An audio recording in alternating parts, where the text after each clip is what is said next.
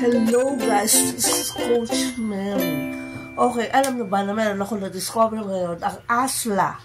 Okay, this isn't an ordinary Chinese shampoo. It's ginger juice hair nourishing.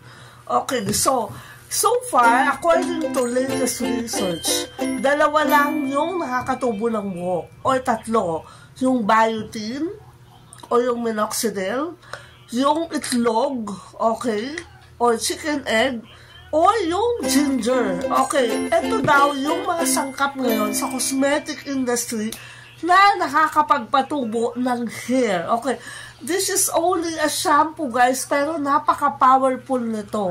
Okay, if I may tell you, it has extract of a ginger oil na talagang effective.